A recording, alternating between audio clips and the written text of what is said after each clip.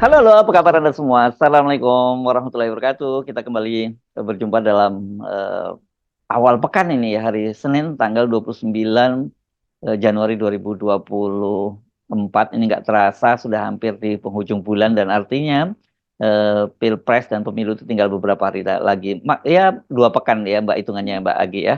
Kita akan masuki pemilu dan pemilihan Pilpres. Dan seperti biasa, Anda berjumpa dengan kami dalam program Off the Record, membaca berita di balik berita, masih terus bersama saya, Hersy Arif. Dan saya Agi Beta, senang sekali menjumpai Anda di awal pekan ini. Semoga kita selalu dalam keadaan sehat dan penuh semangat supaya kita bisa terus bercakap berdiskusi ini Mas Hersu. Yes, oke. Dan memang menjelang pemilu khususnya Pilpres ini, ya fokus perhatian publik semacam itu dan berita-beritanya semakin hangat saja ya Mbak Agi ya. Saya kira banyak sekali kalau kita mau list ini beritanya Mbak. Coba kita list mulai beritanya apa saja kira-kira yang akan kita bahas nih Mbak Agi.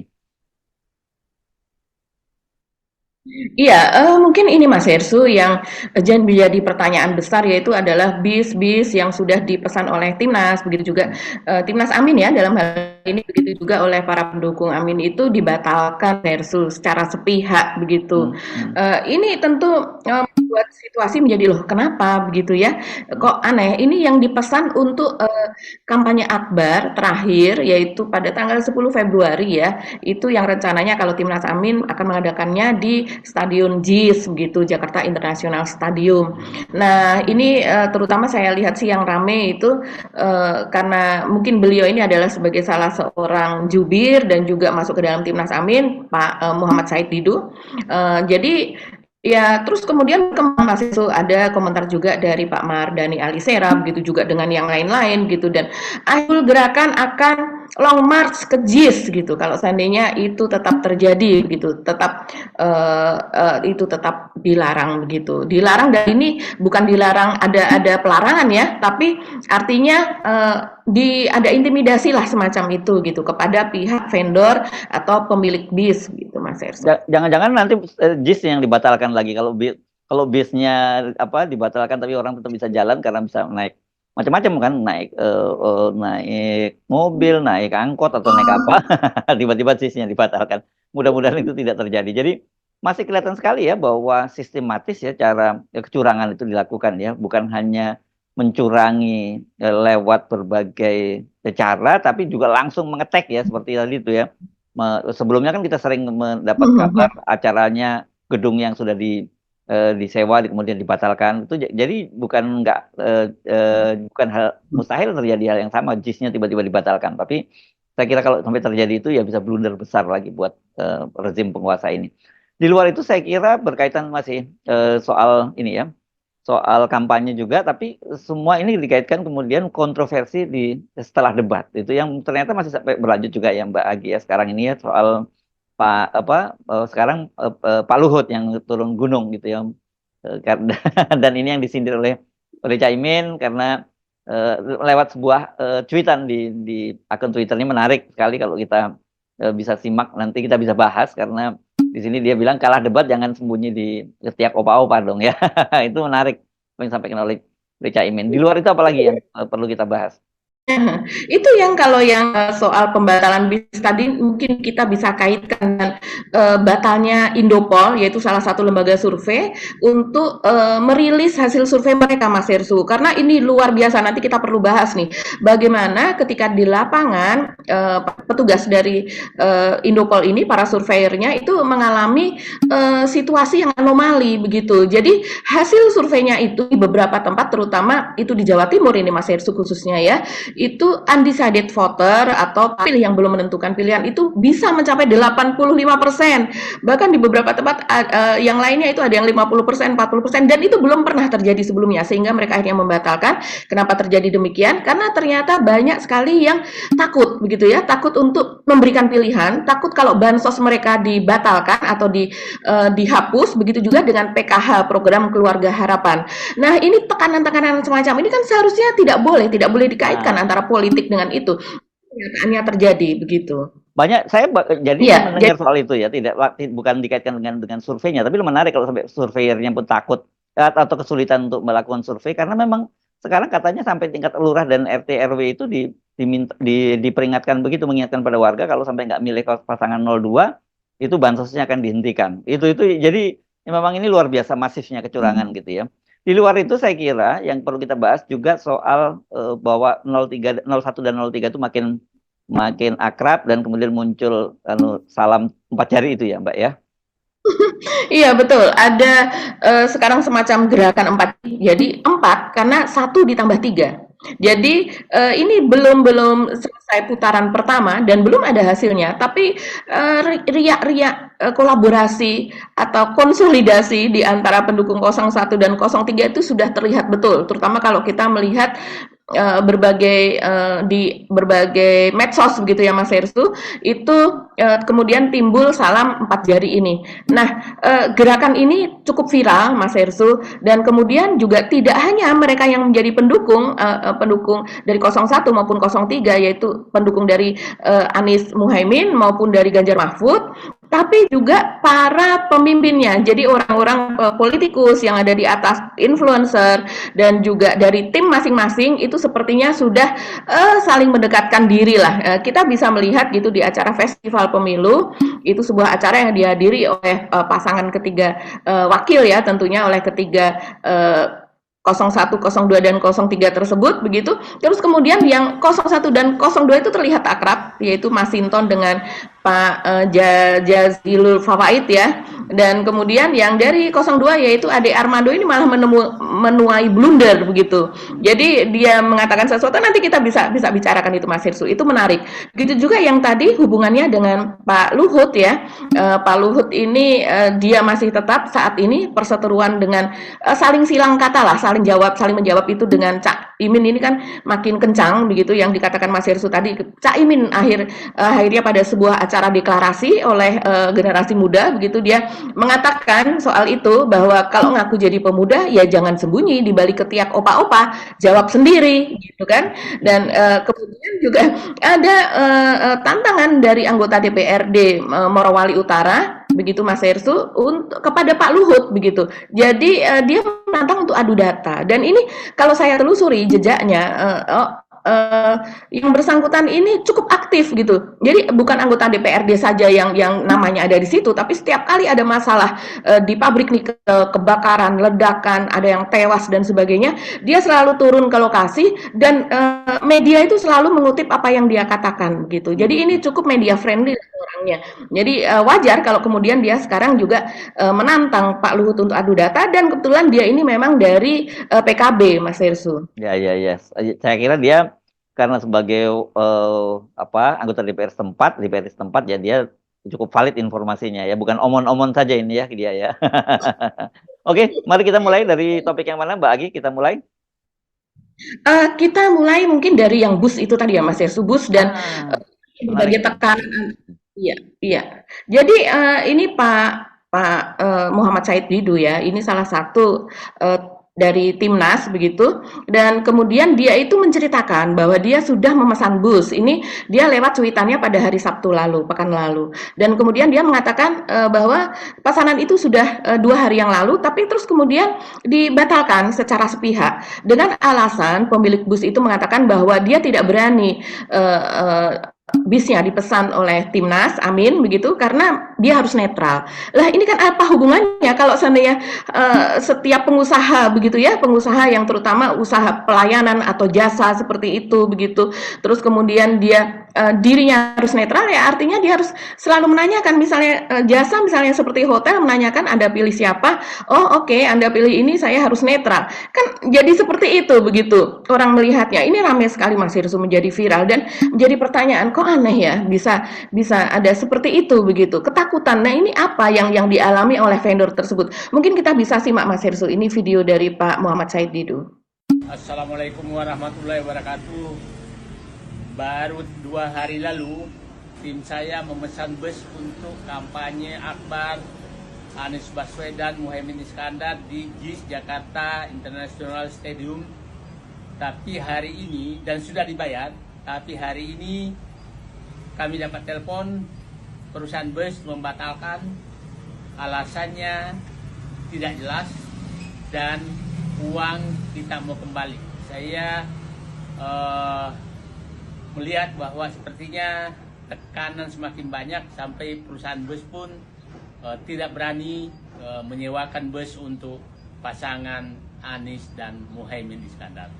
Semoga yang melakukan penekanan tidak melanjutkan, karena sepertinya kami jalan kaki ke JIS pun akan siap kalau memang seluruh bus tidak dibolehkan, dan atau kami menggerakkan semua mobil pribadi masuk Jakarta tanggal 10 Februari 2024. Tetap semangat. Iya, ini saya jadi teringat dengan kegiatan dulu ya, tahun 212 dulu ya. Banyak sekali kan orang yang mau hadir, kemudian reuninya terutama ya, ketika mau hadir juga itu banyak sekali dibatalkan. Dan ini terulang lagi ya modus semacam ini ya. Saya kira ya bagaimana kita mau berharap pemilu nggak curang kalau sejak awal seperti ini ya Mbak Agi ya. Banyak sekali kecurangan-kecurangan yang terjadi ya. Kita perhatiin banget, dan makanya bukan tidak mungkin kalau saya tadi bercanda ya, JIS-nya itu bisa dibatalkan. Karena dalam banyak kasus kan terjadi di Sumatera Barat, di Jogja, dan di NTB, di Mataram dan sebagainya. Itu kan beberapa kali acara desakan itu juga izinnya dibatalkan kan, dan kemudian terpaksa pindah tempat. Tapi kalau JIS ini kan nggak mudah mau memindahkan dan ini kan ratusan ribu mungkin jutaan orang yang diperkirakan akan hadir gitu Mbak Agi. Iya, betul. Kalau tempat semacam ini, apalagi ini acara akbar begitu ya, yang terakhir, kampanye akbar yang terakhir, yang pasti sudah disiapkan dengan apa namanya Mas Hersu, dengan segala effort lah ya, dengan segala kekuatan. Karena seperti yang lainnya, seperti Pak Prabowo, begitu juga dengan Pak Ganjar, begitu kan mereka mengadakan kampanye akbar ini juga begitu di tempat yang sama harus megah, harus bisa menampung ratusan ribu orang begitu ya. Dan saya rasa sih Mas Hersu, ini bahkan untuk sekelas JIS atau GBK misalnya, itu saya rasa yang akan datang ini tidak akan cukup untuk masuk, bahkan pasti mereka akan berada di luar gitu. Jadi seperti layar raksasa atau big screen gitu ya, itu pasti akan disediakan. Jadi saya rasa kalau seandainya ini sampai dibatalkan, tempat mana lagi yang akan dipakai begitu. Bahkan sekelas lapangan banteng pun itu tidak bisa menampung sebanyak itu begitu. Jadi saya rasa kalau soal dibatalkan ini menantang rakyat kalau sampai dibatalkan. Tapi memang saat ini saya rasa yang terjadi bisa jadi akan seperti gerakan 212 yang dulu begitu ya. Tapi ini versi kalau gerakan 212 itu khusus untuk provinsi, dan kemudian memang dulu ada sesuatu begitu kan Mas Hersu, sesuatu kasus begitu. Nah, tapi kalau ini kan hajat nasional. Ini hajat nasional yang diselenggarakan oleh negara dan sebagainya. Ini impact-nya atau dampaknya ini akan secara nasional sekali kalau seandainya itu sampai terjadi. Dan saya rasa gerakan yang belum ini ya, dengan adanya pembatalan itu saja sudah banyak sekali seruan untuk melakukan long march. Dulu saja ketika yang di Monas, long march-nya dari Tasikmalaya, dari Ciamis itu jalan ke Jakarta. Ini kalau di JIS yang punya mobil sudah menyeru, ayo kita semua di Jakarta dan sekitarnya, kita semua menyerbu, maksudnya mendatangi JIS gitu kan. Begitu juga yang punya sepeda motor, apapun yang terjadi, saya pakai motor, saya pasti bisa sampai ke sana. Begitu juga yang masyarakat kebanyakan gitu ya, saya lihat di Twitter, saya sih jalan kaki juga oke, nggak jadi masalah, kita ikut long march saja begitu.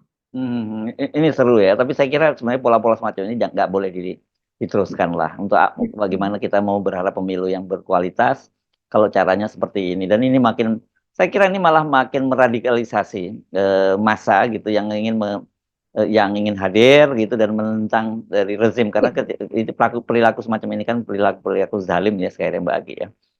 Oke. Kita tunggu ya tanggal 10 ya Mbak ya acaranya itu ya. Tanggal 10 Februari, dan ini kan serentak tiga-tiganya melakukan kampanye akbar yang terakhir. Dan kalau kita ingat ketika itu setiap kali ada acara di Monas, itu hotel-hotel tidak hanya sekitar Monas, itu hotel-hotel sampai ke Jalan Sudirman yang ujung pun itu penuh gitu kamarnya Mas Hersu. Jadi saya rasa ini pun berapa hari sebelumnya di daerah sekitar JIS itu sudah akan dipenuhi orang, dan bisa jadi ini dari luar Jakarta pun akan datang ke Jakarta. Oke. Ya, Mbak Agi. Dari sini kita sambung kemana ceritanya nih? Ini soal tekanan Mas Hersu. Kayaknya kita perlu bahas mengenai Indopol yang tidak mau mengeluarkan surveinya. Jadi pokoknya bagian dari tekanan-tekanan ini. Menarik, bagian lembaga survei akhirnya ngaku bahwa dia tidak bisa melanjutkan surveinya karena surveinya nggak valid jadinya gitu ya Mbak Agi ya? Iya, luar biasa sekali loh ini Mas Herssu.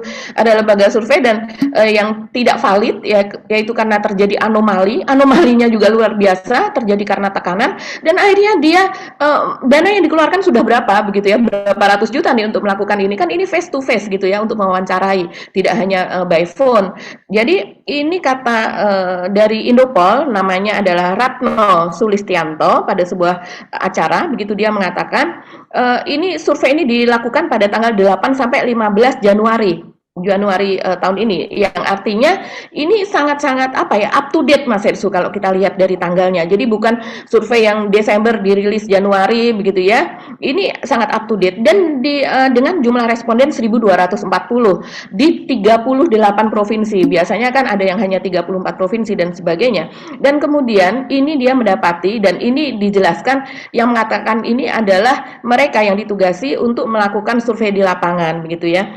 Nah, misalnya katanya di Kabupaten Blitar aja ada 85% yang mengatakan tidak menjawab. Jadi tidak mau mengatakan dia memilih paslon yang mana. Jadi undecided voternya itu tinggi sekali dan ini belum pernah terjadi. Kemudian dia lihat juga di daerah Kediri undecided voternya itu ada 40%. Begitu. Kan ini luar biasa sekali. Jadi daerah Mataraman begitu ya Mas Herssu, Madiun terus kemudian sampai ke Madura begitu sampai ke Bangkalan itu terjadi hal seperti ini. Seperti Madiun 43,3%, Pacitan 24%, Malang 22,9%, kemudian Mojokerto itu tinggi 55%. Yang mengatakan tidak bersedia untuk diketahui dia memilih siapa. Nah, Jombang ada 67%, Bondowoso 70% dan Probolinggo 43%. Tapi kalau saya melihat Mas Herssu, daerah-daerah ini ya kalau seandainya dia tidak berani mengatakan dia memilih siapa, artinya dia memilih siapa ya, gitu kan? Kalau seandainya dia mendapatkan tekanan dalam hal ini kan dia takut bansosnya dicabut, dia takut PKH-nya dicabut. Nah, PKH PKH dan bansos ini relate kepada pemerintah. Pemerintah dalam hal ini yang mengkampanyekan turun terus ke jalan, turun terus ke bawah ini adalah Pak Jokowi begitu kan, yang ini mendapatkan banyak sorotan dan juga pertanyaan dan juga laporan kepada Bawaslu begitu kan. Nah, dalam hal ini artinya ini mengarah kepada 02 begitu, mengarah kepada penguasa. Nah, sementara orang-orang yang ditanya ini ada 50%, ada 40%, 85% tidak berani mengatakan dia pilih siapa, begitu artinya mungkin bukan pemilih 02 begitu. Sehingga dia takut untuk supaya bansos dan PKH-nya ini dicabut. Dan itu terjadi Mas Herssu, bahkan sampai ke Pak Lurahnya itu takut, kepala desanya juga takut, RT RW, Pak RT dan Pak RW-nya juga takut, dan bahkan kalau seandainya mereka bersedia untuk disurvei itu dia yang menentukan orangnya begitu. Jadi dia menunjuk siapa kepala saja yang bisa disurvei begitu. Ya, pertanyaan kita kalau kemudian apakah ini juga berlaku pada lembaga-lembaga survei lain atau lembaga-lembaga survei hanya Indopol gitu, pertanyaan dan kita saya pengen tahu juga Indopol ini seperti apa sih hasil survei sebelumnya. Ini kan tentu menarik kalau dihubungkan dengan itu Mbak Agi, dan katakan itu seperti itu. Kalau kedua, kalau semua lembaga survei mengalami seperti itu, bagaimana lembaga survei lain bisa tetap mempublikasikan hasilnya? Kan pertanyaannya seperti itu Mbak Agi. Iya, betul sekali. Nah, kalau kita lihat kecenderungannya belakangan ini, kemudian dan itu juga dikonfirmasi oleh 02 bahwa mereka akan menang satu putaran, dan kita melihat berbagai lembaga survei yang lain, begitu ya, ada yang 48% elektabilitas dari 02, ada yang mengatakan bahwa cuma tinggal 3-4% lagi itu sudah 51%, artinya kan sudah mepet ke 50%. Ini mereka kemudian nyurvei siapa gitu? Apakah nyurvei ke daerah-daerah yang diatur-atur itu tadi begitu, jadi diarahkan. Padahal kalau sebuah survei itu Mas Herssu semuanya kan dipilih secara random, itu sudah bagian dari SOP gitu. Ya. Dipilih secara random dari sejak awal sampai kemudian proses yang di bawahnya begitu. Ya, ini luar biasa ya. Ini betul-betul TSM nih, terstruktur, sistematis dan masif ya. Jadi kok sampai terpikir ya lembaga survei pun juga diperlakukan semacam itu gitu ya. luar biasa.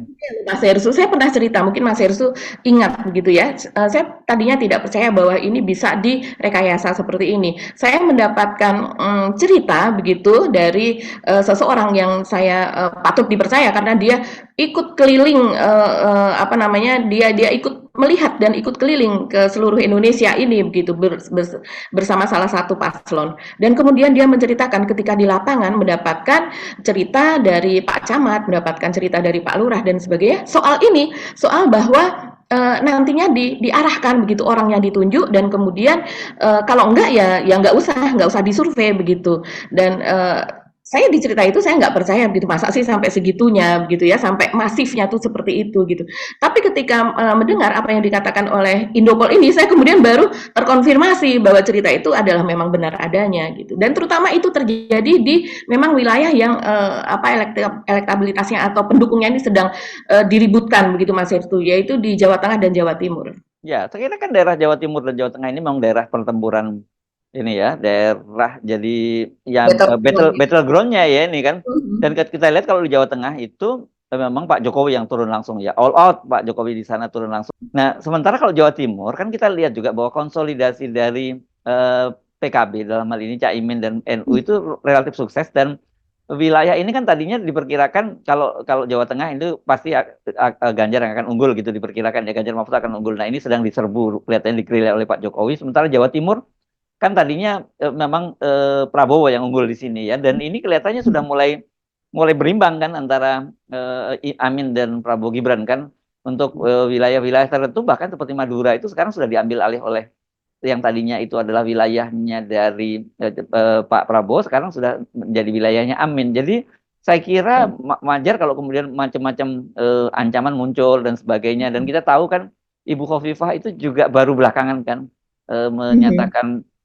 menyatakan apa bergabung dengan 02 dan sebagainya. Jadi ini semakin situasi, saya kira erat kaitannya teror-teror, tekanan apa dan sebagainya itu ya berkaitan dengan elektabilitas yang dimiliki oleh 02. Kalau semakin berat elektabilitasnya, tekanan akan semakin meningkat. Ini bisa terlihat kalau Anda tadi sebut kayak daerah-daerah Mataraman itu kan di Jawa Timur tuh secara tradisional kan wilayahnya PDIP Mbak, kalau seperti kayak Kediri dan Blitar dan sebagainya gitu. Iya betul Mas Hersu. Jadi ini masih sesuatu yang tidak adil, tidak jujur dan tidak bersih. Ini memang mengoyak demokrasi kita ini luar biasa pada pemilu kali ini. Ketidakadilan, ketidakjujuran itu merebak di mana-mana. Nah, ini Mas Hersu, kita mungkin pindah ke kasus yang di Morowali Utara ya Mas Hersu. Begitu juga dengan Weda B sebetulnya. Jadi kan pada saat debat kemarin di debat Cawapres itu kan memang Caimin mengatakan bahwa dia tidak menentang hilirisasi nikel, tapi hilirisasi selama ini itu yang ditentang adalah karena prosesnya yang ugal-ugalan, dilangsungkan dengan cara ugal-ugalan. Selain soal banyak yang meledak dan sebagainya, jadi mengancam keamanan dari pekerja yang ada di situ. Begitu juga dengan banyaknya TKA dari Cina begitu. Nah, ini rupanya mengusik juga Mas Hersu. Ini ada anggota DPRD dari Morowali Utara yang juga dia adalah wakil ketua PKB Sulawesi Tengah provinsi ya. Dia ini menantang Pak Luhut untuk datang ke Sulawesi Tengah. Jadi mungkin dia sudah tidak sabar begitu Mas Hersu untuk beradu data dengan Pak Luhut gitu. Nah, ini adu datanya tentu saja soal hilirisasi nikel yang dikatakan Pak Luhut kan tampak kesal pada akun Instagramnya, pernyataannya bahwa di sana terjadi ketidakadilan, terus kemudian juga ketimpangan pendapatan, kemiskinan masih tetap merebak di sana walaupun pertumbuhan ekonominya itu 13%, dan itu jauh di atas pertumbuhan nasional yang 5%. Tapi menurut Caimin ketimpangan itu tetap tampak. Jadi tidak tampak bahwa orang kemudian warga di Sulawesi Tengah di mana sekitar tambang begitu ya, tampak kemudian mereka ikut menikmati pendapatan tersebut, mereka kaya dan sebagainya, tapi ternyata kemiskinan itu tetap masih ada di daerah-daerah sekitar tambang dan juga para pekerja tambang. Nah, ini apa yang terjadi begitu.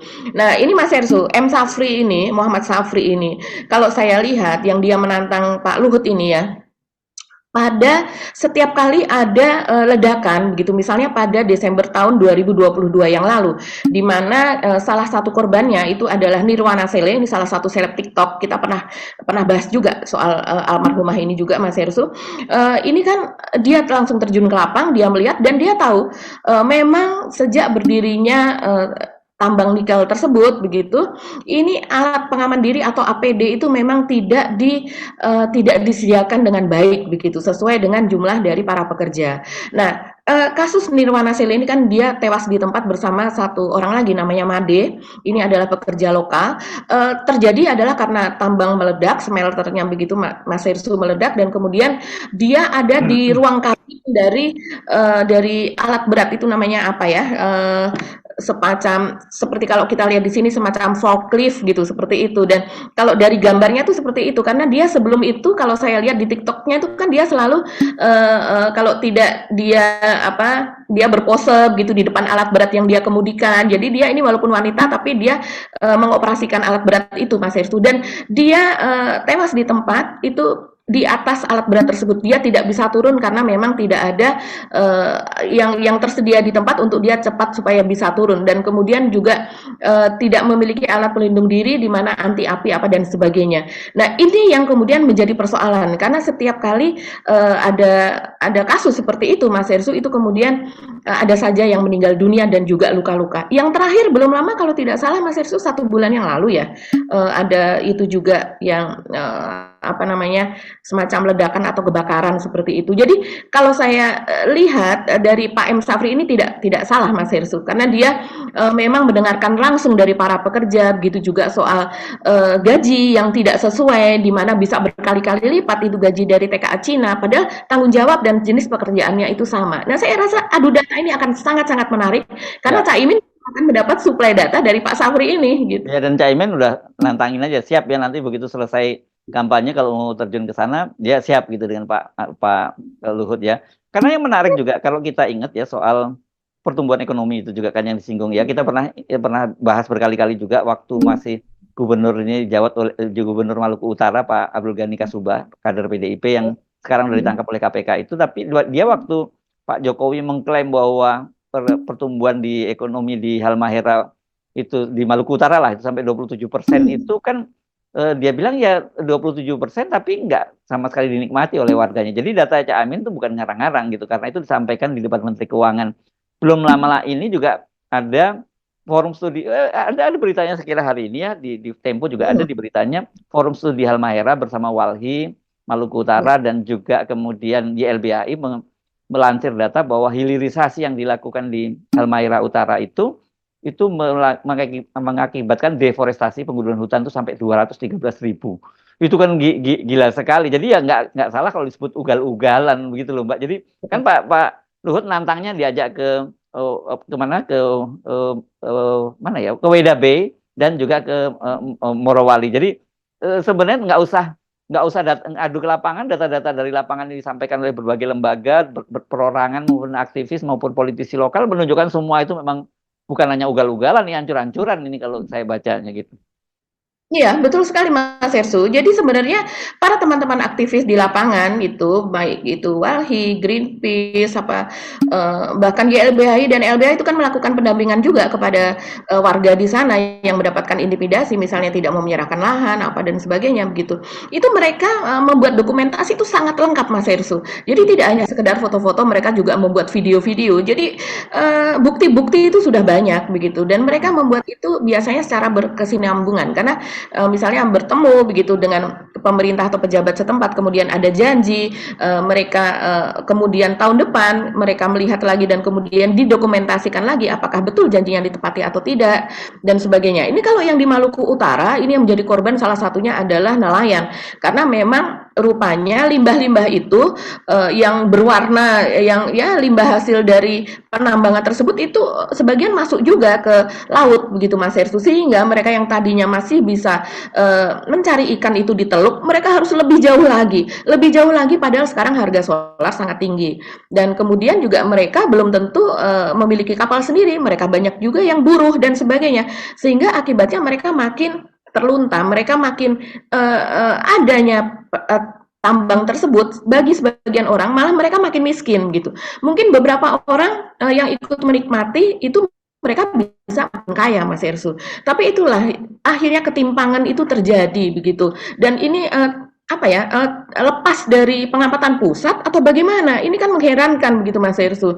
Karena seperti kata Pak Jokowi, seperti di Maluku Utara itu 27% itu tertinggi di dunia. Ya, Artinya tidak ada satu wilayah yang pertumbuhannya 27%. Kalau saya membayangkan pertumbuhan daerah yang 27%, itu sudah tidak ada yang namanya orang miskin, sudah tidak ada anak terlantar walaupun dia yatim piatu, semua sistemnya itu sudah apa namanya, sudah terangkai dengan sedemikian rupa, sistem untuk kesehatannya, sistem untuk pendidikannya, mungkin pendidikannya itu sudah gratis semuanya, kesehatan sudah gratis semuanya. Kan kita juga ada dulu, kalau saya ingat itu di Musi Banyu Asin ya, di Muba, itu sekolah perawat atau apa itu digratiskan oleh bupatinya sehingga mereka bisa mengekspor para tenaga terdidik ini tidak hanya sekedar apa namanya, pembantu rumah tangga atau asisten rumah tangga, tapi orang-orang yang terdidik ini ke luar negeri dan mereka menghasilkan devisa yang dikirim kembali kepada keluarganya sehingga keluarganya menjadi lebih sejahtera.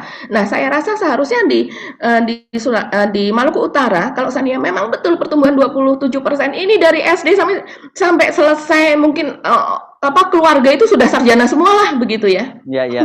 Jadi ini bagus nih, saya kira bagusnya media ya mensponsori ini ya adu data dan cek lapangan antara Pak Luhut dengan Caimin ini. Kalau perlu rame-rame dibuatin forum di sana dan kita saksikan ya. Jadi kita tahu siapa sebenarnya yang ngibul begitu. Karena kan Pak Luhut selalu begitu nantang adu data, tapi kemudian nggak ada yang berani ngeladenin kan. Atau sebenarnya berani ya pada waktu dulu bicara soal big data itu kan Pak ditantang banyak orang, tapi Pak Luhut juga tidak kemudian nggak mau membuka. Nah sekarang nggak ada alasan lagi buat Pak Luhut untuk tidak membuka ini. Ayo adu data gitu. Apalagi ini bakal seru nih kalau terjadi. Dan menariknya ini kan saya juga membaca ini antara 2021 sampai 2022 saja itu bea cukai itu katanya dia menyebutkan ada 5 juta biji nikel itu bocor ke Cina. Pelakunya sudah terdeteksi. Jadi sebenarnya banyak sekali kebocoran-kebocoran semacam itu ya. Walaupun kita tahu yang nggak bocor pun kemudian banyak divisanya yang parkir di luar juga, parkir di Singapura, parkir di Cina, nggak kembali ke Indonesia. Jadi nggak terlalu salah kalau kemudian itu hilirisasi disebut ugal-ugalan. Dan kemudian kalau Gibran pada waktu jualan seolah hilirisasi itu seperti apa ya, pintu kita menuju surga kemakmuran, ya itu sebenarnya perlu kita pertanyakan dan menarik kalau kemudian Cak Imin nantang dia, yo adu kalau mau adu data langsung dong, jangan kemudian sekarang opa-opa yang ikut turun tangan gitu ya. Yang debat siapa yang membantah orang lain?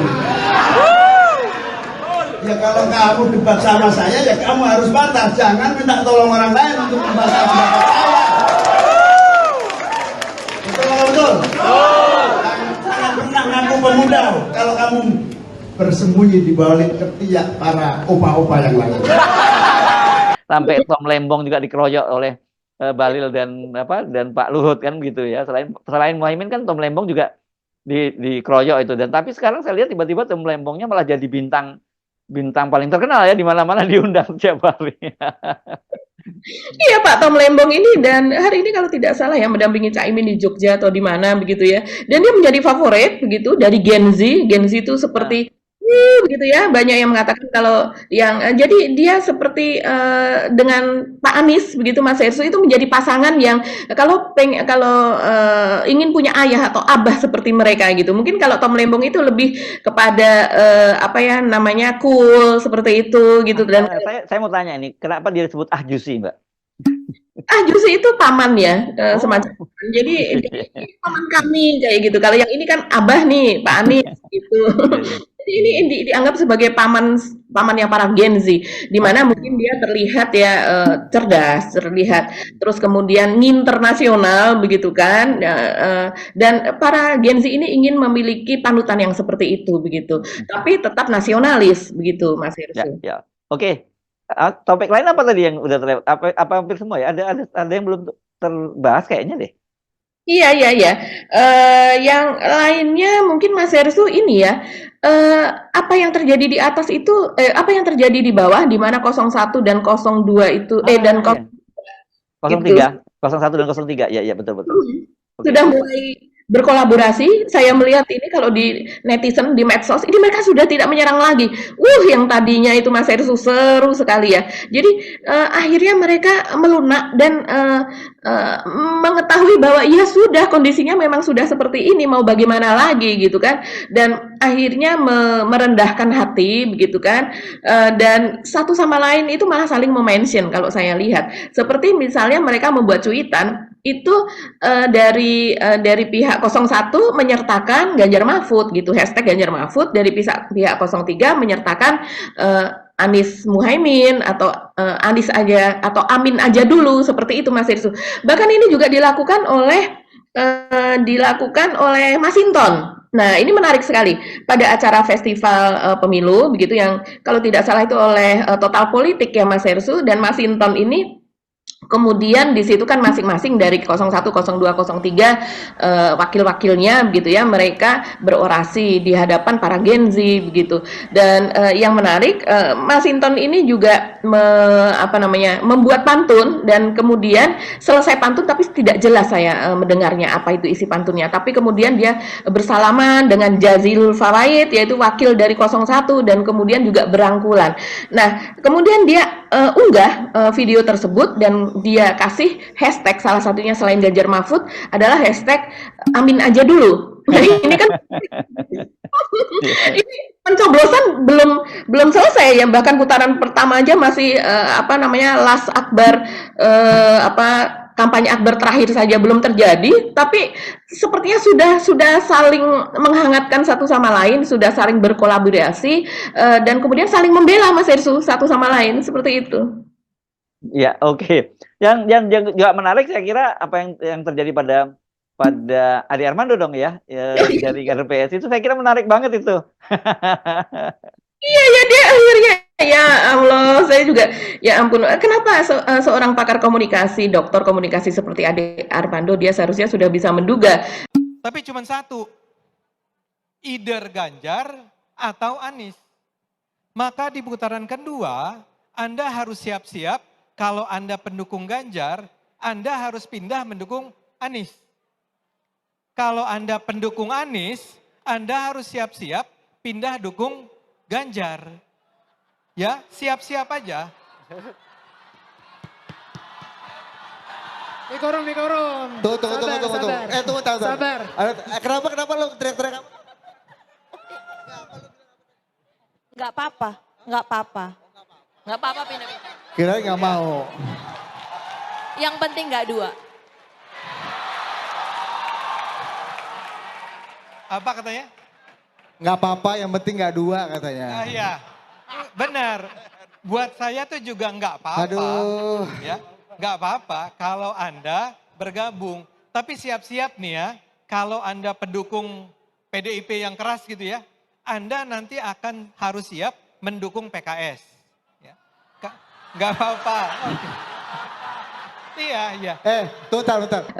Kalau dia sangat-sangat pede begitu ya, bahwa di hadapannya banyak Gen Z yang 02 begitu kan. Tapi seharusnya dia juga membuat perhitungan bahwa kalau seandainya 180 derajat kebalikannya, di mana dia mengatakan bahwa kalau seandainya nanti terjadi di putaran kedua dan akan berkolaborasi antara 01 03, dia menekankan maka berarti yang Ganjar harus mau memilih Amin dan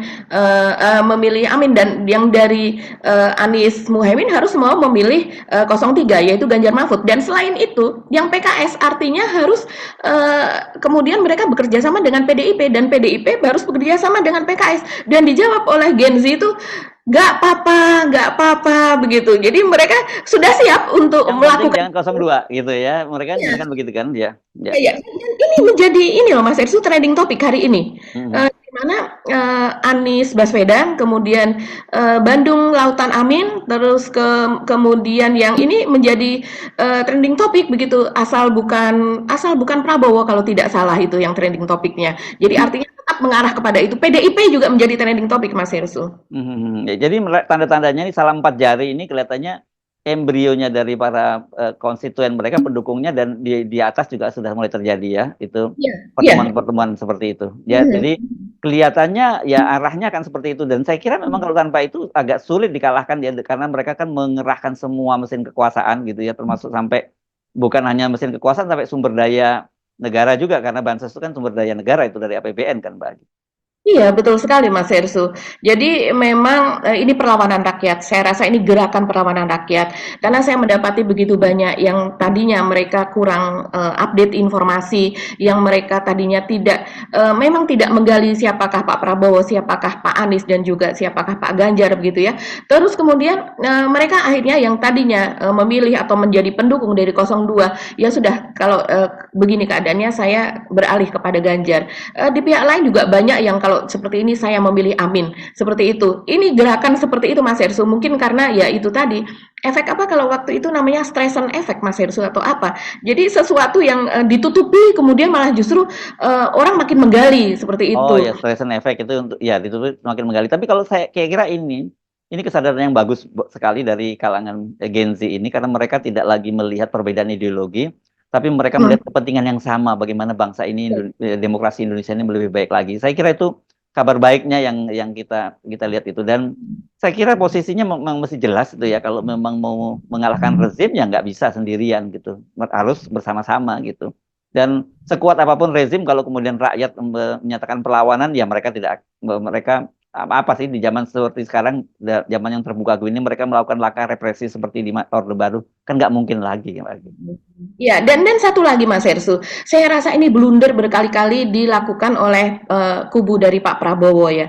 Jadi apa yang dilakukan Pak Prabowo bukan menuai sentimen positif atau simpati, tapi malah justru orang akhirnya kok gitu ya. Ini seperti yang kemarin dilakukan lagi-lagi ketika kampanye Akbar di Semarang, begitu Pak Prabowo ini curhat. Jadi netizen ini mempertanyakan, ini sudah 3 pekan berlalu kan terakhir debat capres itu tanggal 7 Januari 2024 ini, dan sudah 3 pekan tapi Pak Prabowo masih juga curhat. Saya minta ya, saudara-saudara, saya sedih sekali kemarin di Jakarta dikasih nilai rendah. Saya dikasih nilai 11 dari 100.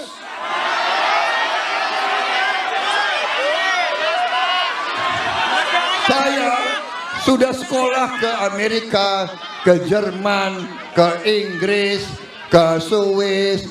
Belum pernah ada guru sejahat itu. Edan.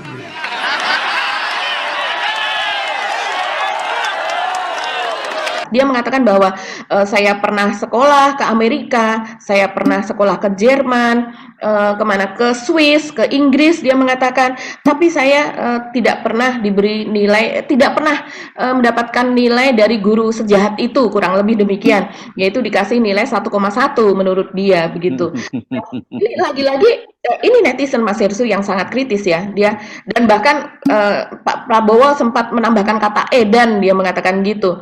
Jadi belum pernah ada guru sejahat itu edan, tapi kemudian netizen mempertanyakan, oke, Pak Prabowo sekolah sampai ke luar negeri seperti itu, tapi kenapa kalah dari Pak Jokowi yang kuliahnya hanya di dalam negeri begitu kan? Ini juga pertanyaan, dan kemudian mereka juga bertanya kenapa ini calon pemimpin kok pendendam dan kemudian dia tidak lebih banyak mengelaborasi visi misinya dan kemudian mengajak berdialog. Jadi mereka kalau di paslon yang lain seperti Ganjar maupun Anies begitu, baik dengan cawapres-cawapresnya itu mereka mendengarkan.